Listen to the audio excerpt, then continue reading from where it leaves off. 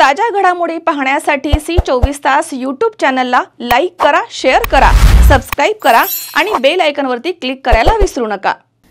भिवापूर शहरामध्ये महावितरण कंपनीच्या वतीने स्मार्ट मीटर लावण्याची मोहीम सुरू करण्यात आली आहे।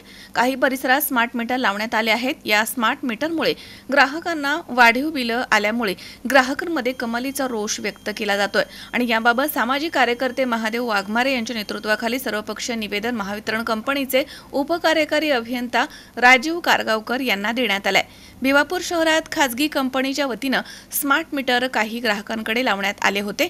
त्यामध्ये ग्राहकाला विजेचे वाढीव बिल आल्यामुळे नागरिकांमध्ये नाराजी व्यक्त होत होती आणि याबाबत विरोध करण्यात येत आहे।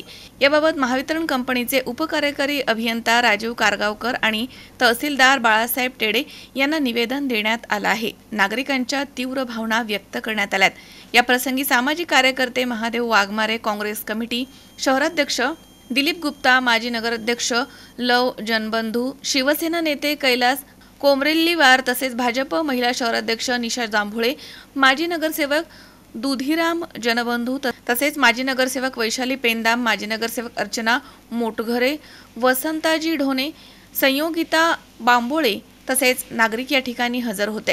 उपकार्यकारी अभियंता जे स्मार्ट मीटर आहे त्याचे फायदे आहे।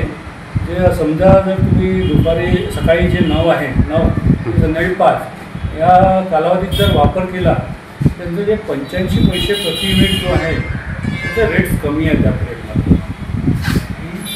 आणि त्याचा ॲपही आहे। जर तुम्हाला रोज किती युनिट्स वापरतो आपण, कोणत्या पिरियड्समध्ये कोणत्या स्लॉट्समध्ये वापरतो ते त्याची माहिती त्या तुम्हाला ॲपमध्ये मिळू शकते। सक्ती नाही आहे ना पण या मीटरबाबत?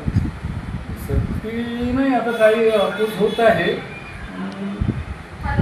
मीटर्स तर लावायचे आहे म्हणजे टार्गेट वगैरे दिला आहे का? त्याचा फायदाही आहे ग्राहकाला म्हणून ते मीटर्स लावायचे आहे।